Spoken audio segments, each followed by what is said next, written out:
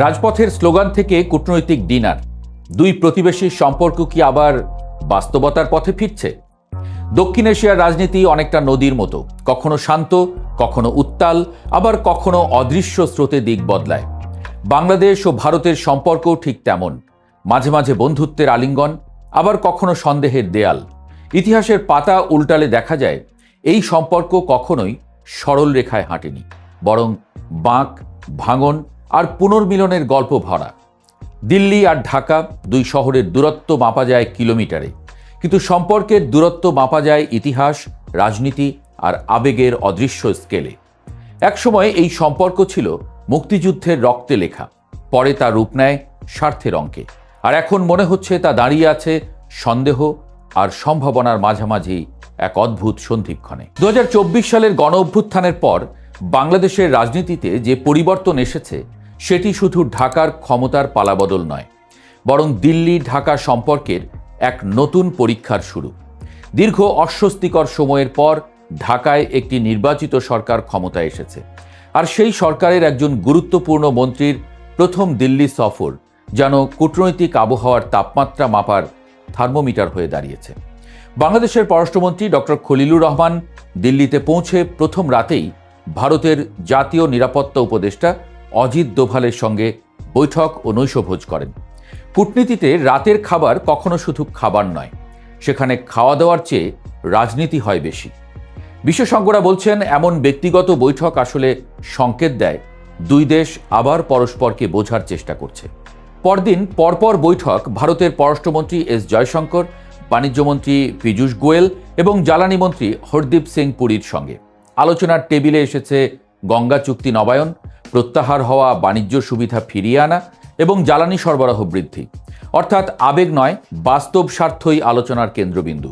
কূটনীতির ভাষায় এটাকে বলা হয় রিসেট মোমেন্ট, সম্পর্ক ভেঙে নয়, নতুন শর্তে পুনর্গঠন। বাংলাদেশের রাজপথে একসময় গর্জে উঠেছিল দিল্লি না ঢাকা, ঢাকা ঢাকা। সেই স্লোগান ছিল শুধু রাজনৈতিক প্রতিবাদ নয়, বরং দীর্ঘদিন জমে থাকা ক্ষোভের বিস্ফোরণ। আন্দোলনকারীদের অভিযোগ ছিল পূর্ববর্তী সরকার ভারতের স্বার্থকে অগ্রাধিকার দিয়েছে, দেশের স্বার্থকে বলি দিয়েছে, বাংলাদেশের জনগণের অনুভূতিকে গুরুত্ব দেয়নি। আন্দোলন পরবর্তী সময়ে ভারতের পণ্য বয়কট, সাংস্কৃতিক কেন্দ্র ভাঙচুর, ভিসার সীমাবদ্ধতা, সব মিলিয়ে সম্পর্ক এমন জায়গায় পৌঁছেছিল যেখানে কূটনীতি প্রায় বরফে জমে যায়। পাল্টা হিসেবে দিল্লিও বাণিজ্য সুবিধা কমায়, ক্রিকেট সফর বাতিল হয়, যোগাযোগে শীতলতা নেমে আসে। বিশেষজ্ঞরা ভাবছেন, এই ক্ষোভ কি শুধুই রাজনৈতিক ছিল, নাকি সামাজিক স্তরেও ছড়িয়ে গেছে? কারণ এবার প্রথমবারের মতো সাধারণ মানুষের মনোভাব সম্পর্কের বড় ফ্যাক্টর হয়ে উঠেছে।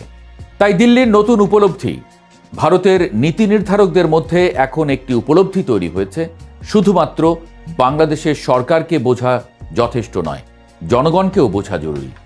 বিবিসির সূত্র অনুযায়ী ঢাকায় ভারতের পরবর্তী হাইকমিশনার হিসেবে একজন মুসলিম বুদ্ধিজীবীকে পাঠানোর চিন্তা চলছে। এটি কূটনৈতিকভাবে বিরল পদক্ষেপ। কেউ কেউ এটাকে প্রতীকী পদক্ষেপ বলছেন, আবার কেউ বলছেন এটি বার্তা দিল্লি বাংলাদেশের জনমতের গুরুত্ব বুঝতে শুরু করেছে বা বাংলাদেশের জনগণকে খুশি করার চেষ্টা চলছে। একজন আন্তর্জাতিক সম্পর্ক বিশ্লেষক মন্তব্য করেছেন, দীর্ঘদিন দিল্লি সরকার কেন্দ্রিক সম্পর্ক চালিয়েছে, এখন তারা সমাজকেন্দ্রিক সম্পর্কের প্রয়োজন বুঝেছে। বিষয়টি অনেকটা প্রতিবেশীর সঙ্গে বারান্দার আলাপের মতো, শুধু বাড়ির মালিকের সঙ্গে নয়, বাড়ির মানুষের সঙ্গেও হাসি মুখ রাখতে হয়। ভারতের অভ্যন্তরীণ রাজনীতিতে রয়েছে অদৃশ্য বাধা, তাই চাইলেই পরিবর্তন এত সহজ নয়। পশ্চিমবঙ্গ ও আসামের নির্বাচন ভারতের নীতিকে প্রভাবিত করছে। বিজেপির রাজনৈতিক প্রচারণায় বাংলাদেশ ইস্যু প্রায়ই ব্যবহৃত হয়, ফলে দিল্লি হঠাৎ করে নরম অবস্থান নেবে এমন আশা বাস্তবসম্মত নয়। এইদিকে বিশেষজ্ঞরা বলছেন, ভারতের পররাষ্ট্রনীতি প্রায়ই অভ্যন্তরীণ রাজনীতির ছায়ায় পরিচালিত হয়। নির্বাচনের আগে কঠোর ভাষা, নির্বাচনের পরে বাস্তববাদী কূটনীতি, এটাই দক্ষিণ এশিয়ার পরিচিত দৃশ্য। অর্থাৎ প্রকাশ্যে কঠোরতা থাকলেও পর্দার আড়ালে সম্পর্ক মেরামতের কাজ চলতেই পারে। পারস্পরিক অবিশ্বাস কাজ করছে দুই দিক থেকেই।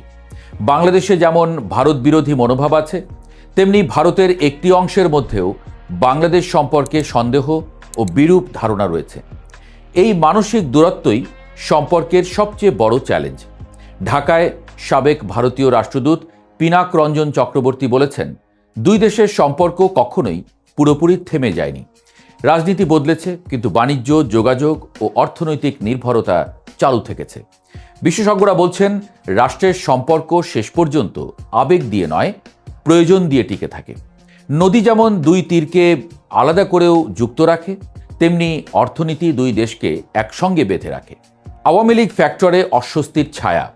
ভারত বাংলাদেশ সম্পর্কের সবচেয়ে স্পর্শকাতর বিষয় হল আওয়ামী লীগ। দিল্লির সঙ্গে দলটির দীর্ঘ ঘনিষ্ঠতা এখন নতুন সরকারের জন্য রাজনৈতিক চাপ তৈরি করছে। ক্ষমতাচ্যুত শেখ হাসিনা ভারতের আশ্রয়ে থাকায় বিষয়টি আরও জটিল হয়েছে। ঢাকা প্রত্যাবর্তন চাইছে, দিল্লি নীরব। কূটনীতির ভাষায় এই নীরবতাই সবচেয়ে জোরালো উত্তর। তবে পর্যবেক্ষকরা মনে করেন, বাস্তববাদী শেষ পর্যন্ত জয়ী হবে, কারণ কূটনীতিতে স্থায়ী বন্ধু বা শত্রু নেই, আছে স্থায়ী স্বার্থ। একজন সাবেক কূটনীতিক মন্তব্য করেছেন, ভারত বাংলাদেশে বহু বিনিয়োগ করেছে, তাই সরকার বদলালেই সম্পর্ক বদলায় না। বিএনপি বিজেপি সংলাপের মধ্যে রয়েছে নতুন অধ্যায়। দিল্লিতে বাংলাদেশের পররাষ্ট্র উপদেষ্টার বিজেপি সদর দপ্তর সফর একটি প্রতীকী মুহূর্ত। এতদিন এই ধরনের দলীয় যোগাযোগ সীমাবদ্ধ ছিল আওয়ামী লীগের মধ্যে, এখন সেই জায়গায় এসেছে বিএনপি। এটি বোঝাচ্ছে দিল্লি বুঝে গেছে বাংলাদেশের রাজনীতি বদলেছে এবং নতুন বাস্তবতার সঙ্গে খাপ খাওয়ানো ছাড়া উপায় নেই। বিশেষজ্ঞরা বলছেন, এটি ডিপ ডিপ্লোমেসি, সরকার নয়, রাজনৈতিক শক্তিগুলোর সঙ্গে দীর্ঘমেয়াদী সম্পর্ক তৈরি। তবে আসল বাস্তবতা হলো, প্রতিবেশী বদলানো এত সহজ নয়। বাংলাদেশ ও ভারতের সম্পর্কের সবচেয়ে বড় সত্যটি খুব সাধারণ, প্রতিবেশী বদলানো যায় না। ইতিহাস, ভূগোল ও অর্থনীতি দুই দেশকে একে অপরের সঙ্গে বেঁধে রেখেছে। বাংলাদেশ ভারতের জন্য পূর্বাঞ্চলীয় নিরাপত্তা এবং সংযোগের কেন্দ্র, আর ভারতের বাজার, জ্বালানি ও ট্রানজিট সুবিধা বাংলাদেশের অর্থনীতির গুরুত্বপূর্ণ অংশ। বিশেষজ্ঞরা মনে করছেন, রাজনৈতিক উত্তেজনা যতই থাকুক, বাস্তব প্রয়োজন দুই দেশকে আবার আলোচনার টেবিলে ফিরিয়ে আনবে। দিল্লি ও ঢাকা এখন এমন এক সন্ধিক্ষণে দাঁড়িয়ে, যেখানে অতীতের ক্ষোভ ও ভবিষ্যতের প্রয়োজন মুখোমুখি। রাজপথের স্লোগান এখনও স্মৃতিতে তাজা, কিন্তু কূটনীতির টেবিলে বসা মানুষরা জানেন, সংঘাত দীর্ঘস্থায়ী হয় না, স্বার্থ হয়। কখনো হয়তো সম্পর্ক আর আগের মতো হবে না, হয়তো নতুন এক ভারসাম্য তৈরি হবে, যেখানে বাংলাদেশ বলবে বাংলাদেশ ফার্স্ট, আর ভারত শিখবে সমতার ভাষা। প্রতিবেশীর সঙ্গে সম্পর্ক অনেকটা চায়ের কাপে চিনি মেশানোর মতো, কম হলে তিতা, বেশি হলে বিরক্তিকর। ঠিক পরিমাণটাই আসল কূটনীতি। প্রশ্নটা তাই আর দিল্লি না ঢাকা তা নয়। ঢাকা চাইবে সম্মান, দিল্লি চাইবে স্থিতিশীলতা। এই দুয়ের মাঝে কোথাও গিয়ে মিলবে সমঝোতা। হয়তো খুব দ্রুত নয়, হয়তো নাটকীয় কোনো পরিবর্তনও নয়, কিন্তু ধীরে ধীরে নীরবে সম্পর্ক আবার এগুবে, কারণ শেষ পর্যন্ত প্রতিবেশী বদলানো যায় না, আর দূরত্ব বাড়িয়ে রাখাও সম্ভব নয়।